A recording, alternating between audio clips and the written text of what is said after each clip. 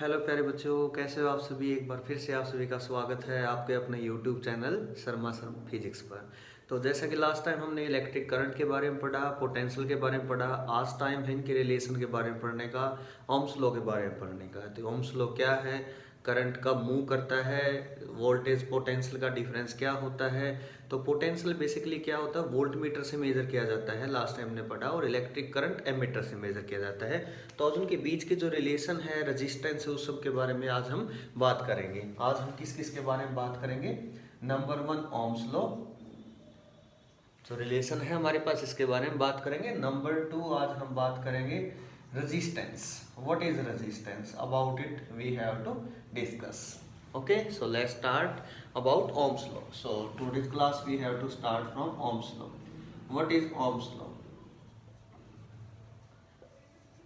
According to Ohm's law, or you can say it states that according to Ohm's law, the flow of electric current, the flow of electric current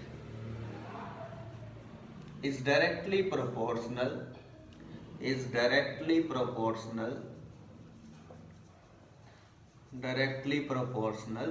to the potential difference across the ends of conductor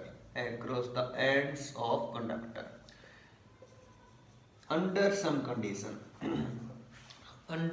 condition like mechanical strain and temperature remains constant. Mechanical strain, one is mechanical strain and second one is temperature.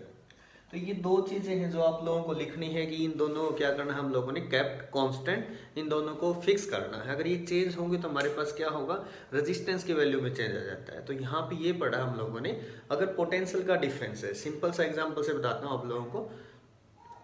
दो bucket हैं, दो बाल्टी हैं, उनमें अगर पानी का level बराबर है, पाइप लगाएंगे तो वाटर का फ्लो नहीं होगा, कहीं भी लेफ्ट राइट कहीं नहीं होगा। सेम यहाँ पे केस है कि अगर पोटेंशियल सेम है तो करंट का फ्लो नहीं होगा। अगर एक में बकेट में ज़्यादा पानी है, एक में कम है लेवल, अगर पाइप से उनको कनेक्ट कर दिया जाए तो जिसमें ज़्यादा वाटर है उसमें से क्या होगा, जिसमें कम वाटर है वहाँ मूव करेगा। सेम यहाँ पे होता है पोटेंशियल का difference, high to low. Current कहाँ से कहाँ मूव करता है, electric current will move from high potential to low potential, and electron negative charge move from low potential to high potential.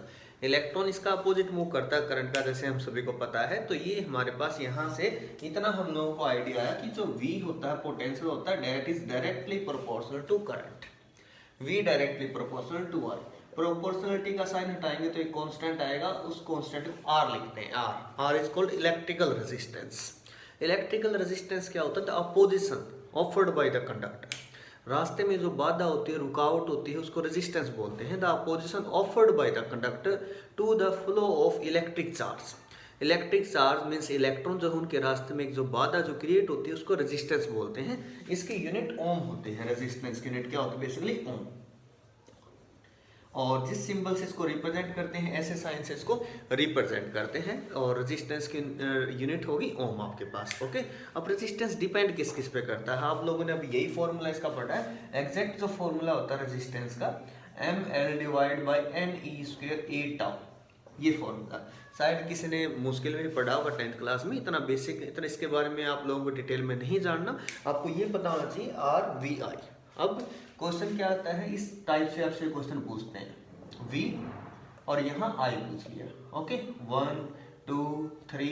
अब पूछ लेते हैं कि इनमें से किस केस में अगर पूछा जाए आपके पास कि रेजिस्टेंस ज़्यादा है, तो जिसका स्लोप ज़्यादा है, इसका स्लोप यहाँ ज़्यादा है 3 का, और 2 1, तो 3 का स्लोप ज़्यादा है तो 3 का रेजिस्टेंस ज़्यादा है, फिर 2 का, फिर यहाँ पे 1 का। सबसे ज़्यादा किसका होगा, जिसका स्लोप ज़्यादा। ओके, इन कुछ पॉइंट्स का आप लोग ध्यान रखेंगे ताकि आप लोगों से कोई मिस्टेक ना हो। अब रेजिस्टेंस डिपेंड किस किस फैक्टर पे करता है, length, area, temperature and nature of material. Okay, किस प्रकार से डिपेंड करता है ये हम नेक्स्ट वीडियो में जानेंगे। Thank you for watching.